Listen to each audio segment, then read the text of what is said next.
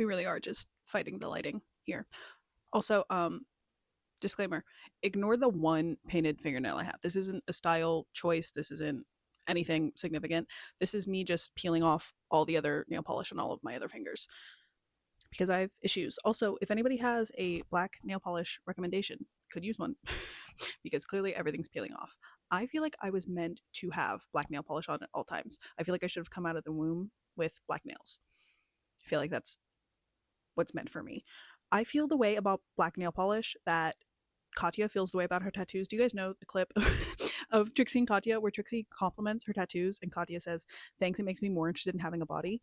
Who am I giving you? I love your tattoos. I do too. So happy you have them. Thank you. Yeah, me too. They look so good. Makes me more interested in having a body. That's how I feel about black nail polish. It makes me more interested in having nails, fingers, a body, the whole thing. That's my bit on black nail polish. Thank you.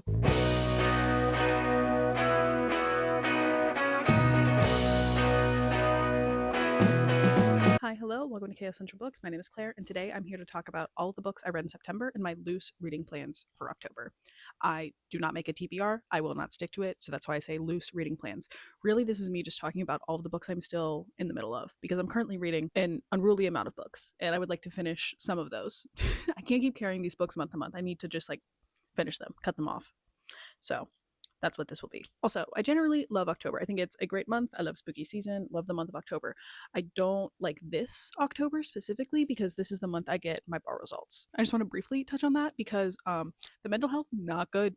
Anxiety has been skyrocketing, so maybe that is contributing to my lack of attention span. The only thing I've been able to pay attention to has been a K-pop band, and this has developed into a pure hyperfixation. I am obsessed with the band P1 Harmony, which I didn't know before last week. And now suddenly they're probably going to be at the top of my Spotify Wrapped. It's really concerning, guys. So that's where I'm at mentally. Also fighting this lighting to the death. Jesus Christ. Okay. Again, not doing well mentally. Can we tell? Back to books. So in terms of books, I read 4 books in the month of September, and I did not like most of them. I issued a disclaimer on my Instagram story the other day, and I will reiterate it here. If I ever dislike a book that you like, please do not take that personally. It says more about me than it will ever say about you, mostly because there is rocks in my head where my brain should be.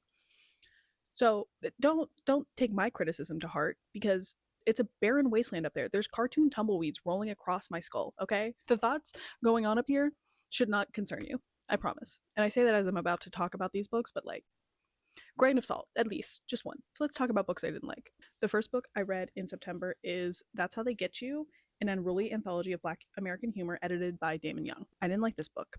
Sorry, the lovely people at Pantheon sent me this, and I was interested in reading it, despite the fact that I read Damon Young's first book, his nonfiction memoir called What Doesn't Kill You Makes You Blacker, I believe.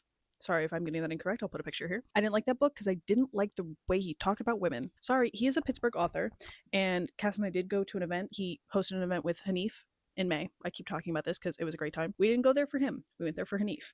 And Hanif did contribute to this, which is why I was mostly interested. It's actually the first piece in this anthology, and I was super excited to read it. And then I read it, and his contribution was 3 pages. So not really what I was signing up for. I also think my expectations for this collection were incorrect. I thought it would all be nonfiction. There's a lot of short stories, short fiction in here, which I did not anticipate. So again, my expectations were incorrect. There were some other stories that I did like in here. So yeah, I liked The Kiran Rights Act and Who Cries in a Waffle House, and that was about it. This book is kind of long for what it is. This book is a little over 200 pages, and I liked 3 of the pieces in here, so it wasn't for me. And that's fine, because I'm sure it is for some other people. And I appreciate that the lovely publisher sent this to me. Thank you. Bye. Okay, so I owe a direct apology to Mallory. I'm so sorry for reading this book, because I thought I would like it. And that book has never been shipped by Alicia Thompson. I saw Mallory rate this 5 stars and I was like, yeah, I'll read a little romance. Why not have a little fun? Nobody told me this was Paramore fanfiction. And maybe it is not explicitly Paramore fanfiction, but God, it sure reads like it. In a post Parachute by Haley Williams world, I cannot indulge in whatever that is. I'm not a fan fiction person anyway, but it was a tough read in a post Parachute by Haley Williams world. Great song, by the way. Also among my Spotify Wrapped stats, if anyone's wondering. So Never Been Shipped is about members of a band that was popular, I don't know, a decade ago, going on a like anniversary cruise to celebrate a show that like their song was on. And the guitarist of the band has been pining for the female lead singer this whole time. So, Paramore fans, this is so off topic, but I have to talk about it. One time, Cass and I were at a party and she was wearing a Paramore shirt, and this guy comes up to talk to us and he starts talking about Paramore. And we're like, hey, dude, just warning, you shouldn't talk about that with us because we cannot be normal about Paramore. And then he proceeded to keep talking and say, Misery Business is their best song. And hey, guess what? We weren't normal about it. We still talk about it to this day. Among the dumbest things a man has ever said to me. And this was after earlier in the night. He was yapping at a high level earlier in the night. And after he leaves, my brother turns to us and says, that guy is chatty. And he will never be forgotten. That was hilarious. And such a stupid thing to say. If you think Misery Business is Paramore's best song, block me. Anyway, so yeah, I did not like this book, mostly because it felt icky. It felt really icky, and I just didn't like it. I didn't like it. I'm sorry. Then we move on to the best book I read in September, which was Elena Knows by Claudia Pineiro. I feel like I talked about this book a lot in my reading vlog last video. Feel free to watch that. I will just say it's really sad, haunting, and I think the reason I gave this book a 4 stars on Fable. Ignore all star ratings I ever give anything because they mean nothing. I don't feel like I can ever assign a star rating accurately to my reading experience because I'm a fickle human being. Okay. I think why this is not like a perfect 5-star new fave book for me is because anytime I put the book down, it was a struggle for me to pick it back up. And I cannot blame the book for that because, again, rocks for brains over here. But I don't know. I'm looking for a book that makes me excited to read it every time. Not something that I'm like pushing myself to read, you know? And not that like this book was bad by any means. I think it talks about such important issues. It has a really interesting mother-daughter dynamic. It's so sad. It's so sad. And I really appreciated its like dissection of lack of autonomy in a variety of different ways. But yeah, something about it I just like didn't give me the urge to sit down and read it in one sitting, even though I could have. This book is 143 pages and it took me like 2 weeks to read it. So wish I just could have gotten through it faster. And again, maybe that says more about me than it does about the book, but that's why it's not perfect to me. Finally, the last book I read in September was Misinterpretation by Ledia, xhoga, if I'm pronouncing that correctly. I've seen people pronounce it that way, so I'm going to roll with that. I listened to this on audio from my library, and I did not like this book. Again, sorry to the people who like this book. I know some people thought this was among the best of this Booker's long list. Not for me. I thought this book was so boring. I didn't understand the point of it, didn't understand the characters' motivations, thought it was just somebody making bad decisions for no real reason. There was also a lack of clarity from our narrator. I generally don't like thrillers because I hate an unreliable narrator, because why do I know more than you? You know, I just feel like sometimes it turns into a gimmicky way of confusing the reader for no real reason. And that's what I felt like was going on here. I felt like the author was trying to confuse the reader so much that she ended up confusing herself. Because what was the point of any of that? Okay, so those are the 4 books I read in September. Liked Elena Knows, did not like anything else I read.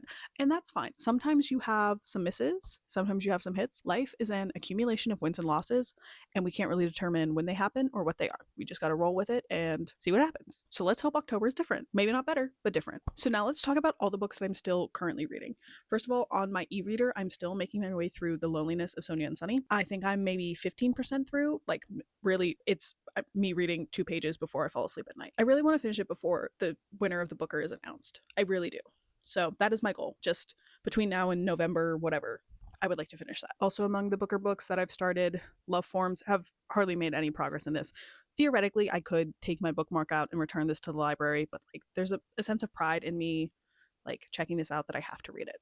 So I will keep trying, or maybe I'll give up. Who's to say? We also have Flashlight by Susan Choi. This one I, again, have to finish because it was shortlisted, and I would like to finish it before the winner is announced. So this is a higher priority than Love Forms. Also higher priority because I own this. This is a arc that the lovely people at FSG sent me, and I do need to just like make a dent in my arcs because I'm really bad at that. I don't know how they keep sending me stuff. I'm grateful, but I should be a better reader. Also, I fully forgot to mention that I have a digital arc of The Rest of Our Lives by Ben Markovits. That is not compatible with my e-reader, unfortunately, so I'm reading it on my phone, which is not the best reading experience, but during commercials, during football games, pull out my phone, read on my phone, which, what is my life? So editing, me coming back to say that. Also on the books I started It Lasts Forever and Then It's Over by and Marcken, maybe. This is a zombie book. It's short. I'm on page 6, so not a lot of progress, but I feel like this is a good October read. I'm also trying to marathon through Brandon Taylor's backlist. So I've picked Real Life up again, and I've started annotating it because I want to like it more this time. I'm on page 34. It's a campus novel. I feel like it's appropriate for this time of year, and I need to read this. And gosh, what's his second book? No, not his second one, his third one. Not Filthy Animals. The Last Late Americans? Late Americans. Late and or Last Americans. It's one of those. Need to read that before Minor Black Figures. I have the digital arc of that downloaded from the publisher. Shout out, is it Riverhead? Shout out that publisher. And I would like to read both of these before that. Son, not doing this book any favors. We'll put it there. Okay, finally, this book, anytime I talk about it, everyone's like, you need to read it. So we're giving Northwoods another shot. The amount of people in my DMs being like, oh my God, Northwoods, love this book. I need to see it through. I think I bought this on Indie Bookstore Day because everybody in my life who has read it has loved it. So not just people online who I trust, but like real life people who I know have read and enjoyed this. So I'm hoping that I can join that crowd because I want to like a book. I really do. So we're not going to do the audiobook. We're going to do it physically this time because the audio wasn't working. Those are kind of the plans. Okay, miscellaneous update. This is the, God, sorry, the sun is blinding me. This is the progress I've made on my embroidery project. Leaves are done. We are halfway through the second blue color. And that's kind of that. Again, I've been obsessed with P1 Harmony, listening to that a lot. My favorite songs are Duh, Killing It, Sad Song. I feel like those are the big singles. Also really love Stupid Brain, Last Call, Street Star, Flashy. Love a lot of songs. Do I have any idea what they're saying? No, that's not the point. Bought a new plant. Do you guys want to see the new plant I bought? Okay, this is it. Hold on. Switching hand. Gorgeous, very special. It's a Dieffenbachia reflector. It has like these neon like stripes almost. How cool, right? Did I need another plant? No, but life is short, you know? I'm trying to go to a Dolphins game because very little going on in my life otherwise. These are my miscellaneous updates, I think. Not a lot to report when you've got nothing going on because you're just waiting for test results, you know? That's kind of all I've got. I have nothing else to say. Hopefully I start reading some books that I enjoy. That's always the goal, right? And I will see you next time. Bye. I'm not going to wear this the whole time, but like a little commotion for the hat. This dolphin player trucker hat that my brother gifted me, pretty incredible. Have I ever worn it? No, because I don't know how we are styling trucker hats because personally, like this does make my head look huge. So bit of an insecurity there, but it is just like really entertaining. I mean, come on, the player, this is not like from the Dolphins. It is a separate brand and they're like, we're going to capitalize on this. And I think it's brilliant. Player, I hardly know her. Anyway, congrats to the Miami Dolphins for no longer being winless. Devastating that they had to lose their star wide receiver to do it. Will Tyreek Hill ever play football again? Unlikely. Do not look up the injury if you have not seen it. I am unfortunately a victim of having to see it live. But no, don't look it up. That was gruesome, gnarly, uncomfortable just to witness. Oof. Will the Dolphins win another game this season? Hard to say. They play the Panthers next. Panthers also looking lost after a shutout win against the Falcons that nobody expected, including me, who was rooting for them. They looked pathetic against the Patriots, so that is sad. So maybe the Dolphins can win, or maybe the Patriots flip a switch and they're back to being amazing. Who knows? They also have a game coming up against the Browns, which also scared by because now Dylan Gabriel is starting for the Browns. Football is crazy, and I will have to stop talking about it. On Sunday, this most recent Sunday, football started at 9:30 a.m. So I was locked in from 9:30 a.m. until the end of the day. Had my friend Louise not texted me, hey, do you want to do something? And I was like, yes, please get me out of the house. I was going crazy. I was so unwell. I cannot watch that much football in one day. It's not good for the psyche. It's not good. And my team wasn't even playing. My team didn't play until Monday night. I was still just like, whew. I needed to take a break. It was not good for me, and I will not do it again this Sunday. Again, there's another international game starting at 9:30. I don't know why we're trying to take the NFL overseas. I don't want it there. They don't want it there. Whatever football is needs to be in the US only. It's not good for an outside audience. But I love the Vikings and I want them to succeed. And so far, it's real up and down with them. It's hard to watch. So those are my football thoughts. Fins up, but mostly fins down. Fins down.